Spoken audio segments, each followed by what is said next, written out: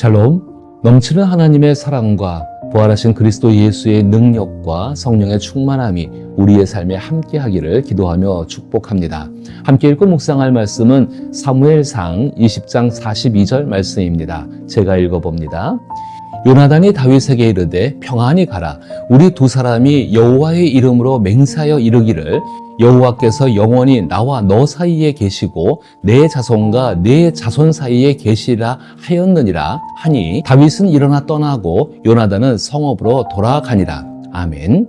저는 오늘 이 본문을 생각하며 선함의 힘으로 진정한 우정을 쌓아가는 것을 생각해 보고자 합니다. 새로운 인간관계를 맺는 일은 큰 도전이자 소중한 경험입니다. 복음이 우리에게 가르쳐주는 인간관계의 진정한 의미는 다른 사람을 위해 할 수 있는 가장 위대한 일로서 그 사람의 가장 깊은 내면을 굳건하게 세워주는 데 있습니다. 즉 시간을 들여 상대방의 가장 진실한 모습을 천천히 이해하고 인정과 격려를 통해 그 내면을 단단히 다져주는 것입니다. 이 땅에 오신 하나님의 아들 예수님은 제자들과 우리를 친구라고 부르셨습니다. 그 이유를 사무엘상 20장과 함께 생각해 보시기를 바랍니다. 우리는 겉모습만 보고 판단하는 사람들을 수없이 많이 만납니다. 그들은 우리를 보며 어떤 이익이 있을지, 우리에게 무엇을 얻을 수 있을지 계산하기 시작합니다. 즉석에서 우리를 훑어보고 판단한 뒤 특정한 범주에 가두어 버리는 사람들도 많습니다. 그리고 그런 사람들 중 다수는 어떤 일에 대한 주도권을 쥐고 있는 경우가 많습니다. 그들은 우리 각자를 한 사람의 인간으로 대하지 않고 우리를 자신들보다 못한 존재로 쉽게 취급합니다. 그런 사람들과 계속 함께 할수록 우리는 점점 더 그들의 시선 속에서 낮은 존재가 되어져 갑니다. 이것이 세상에서 맺는 인간관계의 대부분의 모습일 것입니다. 그러나 우리 삶에 다르게 다가오는 사람이 있습니다. 그는 우리를 단순히 이용하려 하지 않고 넉넉한 마음으로 우리 내면 깊은 곳에 있는 진심의 관심을 기울입니다. 우리의 약점을 지적하거나 흠집 내려 하지 않으며 속마음을 이해하고 내면의 신념을 지키는 삶의 어려움도 함께 공감해 줍니다. 그리하여 우리의 가장 깊은 내면을 굳건히 세워주는 사람이 바로 진정한 친구입니다. 이러한 관계를 우리는 우정이라고 부릅니다. 그리고 바로 진실하고 참된 우정으로 다가오신 그분이 예수 그리스도이십니다. 구약 성경에서 요나단은 특별한 인물이었으며 그래서 요나단은 예수님의 그림자와도 같다고 할 수 있습니다. 비록 우리가 예수님의 모든 모습을 완벽히 따라할 수 없지만 요나단의 모습을 본받는 것은 가능하다고 생각합니다. 요나단은 다윗을 깊은 애정과 주의 깊은 마음으로 살펴보고 있습니다. 이러한 모습은 사울이 다윗을 죽이려 할 때 다윗은 오직 바른 일만을 행하고 있었습니다. 다윗은 블레셋의 거인 골리앗을 죽여서 이스라엘의 위기를 해결하였고 불안하고 고통받는 사울의 영혼과 마음의 평안과 치유를 가져다 주었습니다.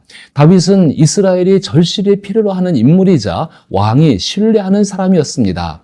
그럼에도 불구하고 다윗은 모든 일에 겸손함을 잃지 않고 결코 오만하거나 거만한 태도를 보이지 않았습니다. 이렇게 선한 일을 했음에도 불구하고 다윗은 거의 목숨을 잃을 뻔했습니다. 요나단은 이 모든 모습을 지켜보고 있었습니다. 좋은 일을 행했음에도 불구하고 비난을 받거나 최선을 다했는데도 갑작스러운 심한 반대에 부딪히는 일은 언제나 혼란스럽고 고통스러운 것입니다. 잘못한 일에 대해 벌을 받는 것은 결코 유쾌하지는 않지만 그로 인해 당황하거나 혼란스러워하지는 않습니다. 오히려 응당한 벌이라고 느끼는 것이 정상적인 것입니다. 우리는 잘못된 일에 대해 벌을 받는 것을 예상하기 때문입니다. 그러나 잘한 일에 대해서는 벌 대신 상을 받기를 기대하는 것은 당연한 것입니다. 설령 상을 받지 못하더라도 비난을 받거나 공격의 대상이 되어서는 안 됩니다. 그럴 때 느끼는 내면의 고통은 말로 다 표현할 수가 없습니다. 요나단은 다윗의 이러한 억울한 심정을 다윗의 입장에서 깊이 공감하고 들어주고 있습니다. 사무엘상 20장 1절과 2절에 나오는 다윗과 요나단의 대화를 생각해 보겠습니다. 다윗이 라마 나요셋에서 도망하여 요나단에게 이르되 내가 무엇을 하였으며 내 죄악이 무엇이며 내 아버지 앞에서 내 죄가 무엇이기에 그가 내 생명을 찾느냐. 요나단이 그에게 이르되 결단코 아니라 내가 죽지 아니하리라. 내 아버지께서 크고 작은 일을 내게 알리지 아니하고는 행하지 아니하시나니 내 아버지께서 어찌하여 이 일은 내게 숨기리요 그렇지 아니하니라. 이 구절은 다음과 같은 대화를 담고 있는 것입니다. 다윗이 라마에 있는 나봇에서 도망하여 요나단을 찾아갔습니다. 그리고 말했습니다. 이제 어떻게 하면 좋겠냐? 내가 자네 아버지께 무슨 잘못을 저질러서 그분이 이렇게까지 나를 죽이려 하는 건가? 요나단이 대답합니다. 자네를 죽이시다니 그런 일은 절대 없을 걸세. 자네는 아무 잘못도 하지 않았고 죽지 않을 거야. 아버지는 모든 일을 나에게 말씀하시네. 큰일이든 작은 일이든 나에게 알리지 않고는 아무 일도 하지 않으시는 것을 자네도 알고 있지 않는가? 이 일도 나 모르게 하실 리가 없네. 그런 일은 있을 수 없는 것이네. 저는 이 대화에서 요나단이 다윗의 속마음을 이해하고 그의 내적 신념을 따르려는 삶의 어려움을 공감하며 다윗 내면 깊은 곳을 단단히 지탱해주는 역할을 한다고 생각합니다. 이런 요나단은 다윗에게 험한 세상 살이 속에서 주어진 선물과 같은 존재였습니다. 사무엘상 18장부터 시작되는 성경의 내용은 다윗을 향한 다윗의 피에 굶주린 사울의 악랄한 살인 음모를 중심으로 전개됩니다. 그러나 이 이야기 속에는 사무엘상 20장에서 드러나듯이 다윗과 요나단의 특별한 우정도 함께 담겨 있습니다. 광기와 분노, 비열함과 증오가 난무하는 가운데에서도 다윗은 요나단과의 우정을 통해 흔치 않는 사랑을 경험하게 됩니다. 두 사람은 함께 대화하고 기도하며 사울을 이해하려고 무지 애썼습니다. 실제 두 사람은 함께 대화하고 기도하며 사울을 이해하려고 애썼지만 그것은 결코 쉬운 일은 아니었습니다. 사울의 인간적인 본성을 다윗과 요나단 모두 아직 완전히 이해하거나 대응할 수 없었기 때문인 것입니다. 사울이 다윗을 대하는 태도는 이전에 사울이 하나님을 대했던 방식과 매우 흡사합니다. 자만심으로 가득 찬 사울에게 하나님은 순종의 대상이 아니라 단지 필요할 때만 이용하는 소모품에 불과했습니다. 마찬가지로 사울에게 다윗은 음악적 재능과 용맹함 덕분에 잠시 쓸모 있는 존재였을 뿐입니다. 그러나 다윗의 매력과 인기가 자신의 왕권을 위협한다고 느끼자 사울은 곧 불같은 질투와 증오에 사로잡히게 되었습니다. 사울은 점점 다윗을 두려움과 증오로 물든 편견의 안경을 통해 바라보게 되었고 그 안경 너머로는 자신에게 닥칠 위험만이 보일 뿐이었습니다. 결국 사울이 선택할 수 있는 유일한 해결책은 다윗을 죽여서 제거하는 것뿐이었습니다. 가끔 사울은 제정신이 돌아오고 영적인 눈이 열릴 때마다 다윗에게서 자신이 갖추어야 할 왕다운 자질을 발견하곤 했을 것입니다. 하지만 그런 순간에도 사울은 자신을 돌아보며 회개하기보다는 오히려 그 증거를 없애야겠다는 결심만 더욱 굳혔습니다. 화려한 왕의 도포와 궁중의식으로 자신의 영적 타락을 감추려 했지만 오히려 밝은 빛을 발하는 다윗과의 대비가 더욱 두드러졌고 결국 사울은 다윗을 완전히 제거하기로 마음먹게 된 것입니다. 그러나 하나님께서는 아직 사울을 상대하기에는 연약한 두 사람의 우정을 통해 한 가지 중요한 결단에 이르게 하십니다. 다윗과 요나단 두 사람은 어떻게든 사울을 왕으로 존중하며 그를 지키려고 했습니다. 하지만 시간이 지날수록 사울의 반복되는 경노와 질투가 점점 확고한 결심과 계산된 행동으로 발전하고 있음을 보여주는 증거들이 쌓여갔습니다.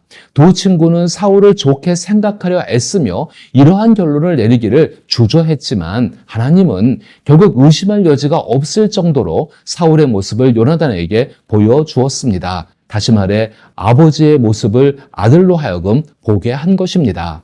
사무엘상 20장 33절에 따르면 사울이 요나단에게 단창을 던져 죽이려 한 사건을 통해 요나단은 아버지가 다윗을 죽이기로 결심했음을 알게 되고 이제는 확신합니다. 그리고 두 사람은 하나님을 증인으로 삼아 우정의 언약을 맺습니다. 요나단이 다윗에게 이르되 평안히 가라. 우리 두 사람이 여호와의 이름으로 맹세하여 이르기를 여호와께서 영원히 나와 너 사이에 계시고 내 자손과 내 자손 사이에 계시라 하였느니라 하니 다윗은 일어나 떠나고 요나단은 성읍으로 돌아가니라. 두 사람 사이에 하나님께서 계시고 그들의 자손에게도 하나님께서 함께 하신다는 언약의 의미는 하나님께서 두 사람의 우정을 통해 그들을 받아주시고 동행하신다는 것입니다. 이 두 사람의 우정은 사울 왕의 악행을 막고 저지하는 역할을 했습니다. 우정은 평범한 인간의 경험 속에서 하나님의 거룩함이 드러나는 통로가 될 수 있습니다. 다윗과의 우정으로 인해 요나단은 큰 대가를 치러야 했습니다. 요나단은 아버지 사울의 미움을 감수해야 했고 왕이 될 자신의 미래도 기꺼이 희생해야 했습니다. 하지만 어떤 위험과 희생도 요나단의 우정을 막지 못했습니다. 요나단은 다윗의 친구가 되어 끝까지 그 우정을 지켜낸 것입니다. 다윗에게 요나단의 우정은 없어서는 안 될 중요한 것입니다. 만약 요나단의 우정이 없었다면 다윗은 아마 사울에 대한 충성을 끝까지 지키지 못했을 것입니다. 아버지 사울과는 너무나도 달랐던 요나단은 다윗의 모습을 통해서 하나님의 계심을 알아보았고 기름 부음 받은 다윗에게 있는 위험과 어려움을 이해하며 그와 우정의 언약을 맺었던 것입니다. 요나단의 우정은 다윗의 영혼을 세워주었고 사울의 증오심이 결코 그 우정을 무너뜨리지 못하게 했습니다. 힘든 상황 속에서도 요나단은 다윗과 맺은 우정의 언약을 끝까지 지키며 살아냈습니다. 그 언약을 지키는 요나단의 우정 덕분에 다윗을 향한 하나님의 뜻이 이루어질 수 있었습니다. 그러나 요나단은 고마움이라는 감정적인 보상조차 거의 받지 못했습니다. 이것이 바로 진정한 선함의 모습이며 그 선함은 놀라운 힘을 갖고 있습니다. 요나단은 사울에게서 다윗을 도피시킨 후 다시는 그를 만나지 못했습니다. 하지만 요나단은 그 우정을 끝까지 지키며 살아갔습니다. 다윗을 적대하는 환경 속에서도 요나단은 변함없이 우정의 언약을 굳건히 지켰던 것입니다. 남은 생애 동안 요나단은 사울 왕에게 충성을 다했고 아버지와 함께 블레셋과의 전투에 참여했으며 아마도 다윗을 추격하는 일에도 아버지를 따라갔을 것입니다. 그러나 이러한 상황이 언약을 무효화시키지 못했던 것입니다. 오히려 하나님께서 그 언약을 통해 모든 상황을 변화시키는 도구로 사용하셨습니다. 그 과정 속에서는 요나단이 끝까지 붙잡았던 선한 마음이 자리 잡고 있었습니다. 이러한 요나단의 모습은 예수 그리스도의 선함을 의미합니다. 예수님 때문에 우리가 선택하고 만들어내는 선함은 성령께서 그 능력을 부어주시는 자리임을 기억해야 합니다. 그렇기에 선은 악을 이깁니다. 결코 악은 선을 이길 수 없습니다. 심각한 박해조차도 충성심 앞에서 무력합니다. 적의 위협은 우정의 힘에 비하면 아무것도 아닙니다. 우리가 살아가는 삶 속에서 사랑의 언약을 지키기 어려운 결혼생활, 가정생활, 직장, 문화와 환경 속에서도 그 선함을 지키고자 한다면 성령께서 기름을 부어주십니다. 결국 승리하는 것은 우리가 처한 환경이 아니라 우리가 맺은 언약과 그 언약을 지켜나가는 선입니다. 하나님과 관계를 맺으며 넓고 자유롭게 살고자 한다면 예수 그리스도께서 우리에게 보여주신 선을 따라가야 합니다. 나를 친구로 대해주시는 예수님을 생각하며 다른 사람을 단순히 이용하려는 시선에서 벗어나 넉넉한 마음으로 그 사람들의 내면에 담긴 진심의 관심을 가져보십시오. 그들의 속마음을 이해하고 내적 신념을 지키려는 삶의 어려움을 함께 공감하며 가장 깊은 내면을 굳게 세워주는 사람이 되기로 결심하고 노력해 보시기 바랍니다. 성령께서 요나단과 같은 참된 친구의 삶을 이루어 주실 것입니다. 이러한 삶을 통해 진실한 친구이신 예수님의 기쁨이 되시길 기도하며 축복합니다.